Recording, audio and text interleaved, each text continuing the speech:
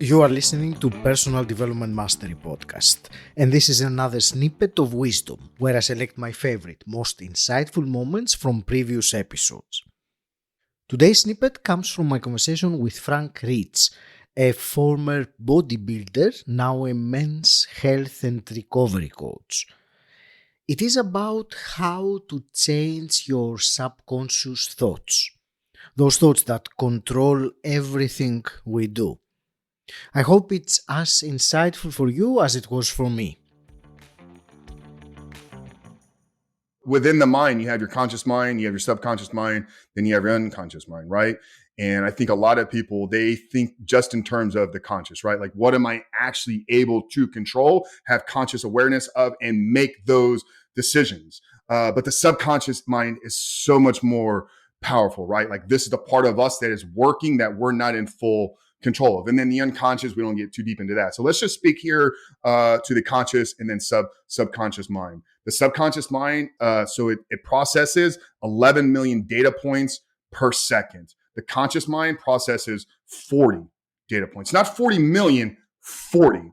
So what this means to people listening is that when you look out in the world, what you see, how you live, and what you experience this world to be is happening at an 11 million to 40 ratio, subconsciously versus consciously. That means you're not in control of how you're perceiving the world. And many times you're not in control of your initial reaction to things. This is all happening at a subconscious level. So when you're changing somebody's mind, you need to think about changing their subconscious programming, because changing your conscious thoughts is easy, right? I want to think about picking a bottle up. Think, pick bottle up, pick bottle up. That's a conscious thought that leads to a conscious action. They're very easy to do, right? Because I'm in the moment. I'm consciously aware of what I'm doing. We want to change somebody's life, though. We want to produce a transformation within them and through them. We need to change the way that their subconscious mind works. Well, how do you change your subconscious mind? It's through your conscious actions.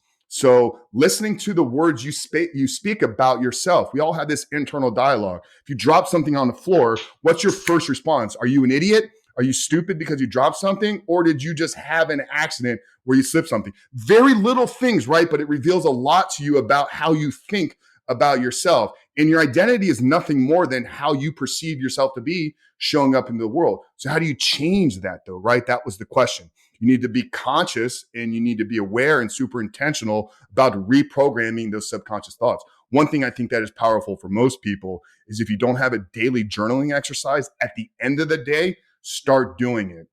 This is what's known as metacognition. When you spend time every day thinking about what you've been thinking about. So we have anywhere from 11 to 50,000 thoughts that run through our head, right? You look at different research and data reports. It'll say 11,000 will be on one research, 50,000 on another one. But it's a big range.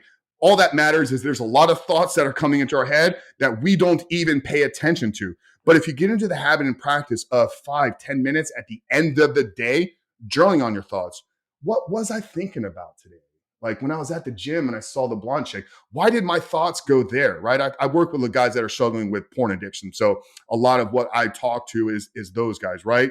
But when I was out with my wife after work and we were having dinner, the way that I responded to what she said to me, why did I react that way?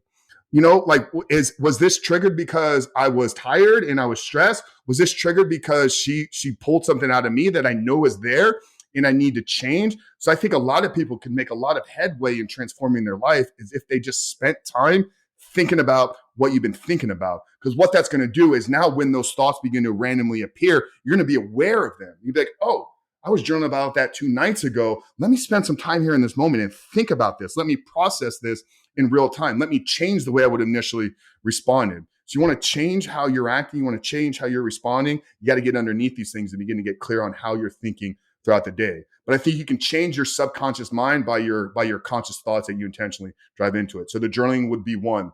Living in a state of gratitude is incredibly powerful as well. This is something we coach a lot of our men is having a morning gratitude practice, because what it does is it shifts your perspective, right? You know, a lot of people wake up the day, they're stressed.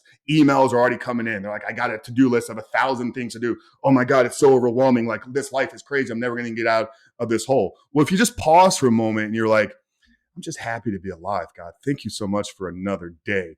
How would that change your state now moving into your day? We're all stressed, right? There's a lot of things. I got 6 podcasts in the next 3.5 days. I don't know how I'm going to get all this done. There's a long calendar sitting in front of me. I could be stressed. I could be overwhelmed, or I could be grateful that people actually want to talk to Frank and people want to hear what I have to say. So by starting your day from a place of gratitude, you've now shown up in the world as like, I'm just happy to be here and I'm grateful for this life.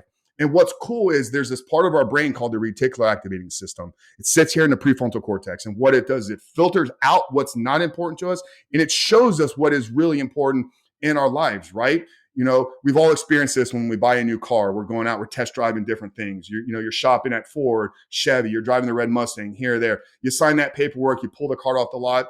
Literally, you're seeing that same car everywhere you go. And it's like, no, those cars were always there. You just turned your brain on to seeing that those are important. So if you start your day with things to be grateful for as you're navigating your stressful life, things to be grateful for will begin to appear more regularly to you. So I think 2 things that people can do to change their mindset is having a gratitude practice first thing in the day to frame that perspective of how we're going to show up into the world, and ending the day in a metacognition practice where you think about what you've been thinking about.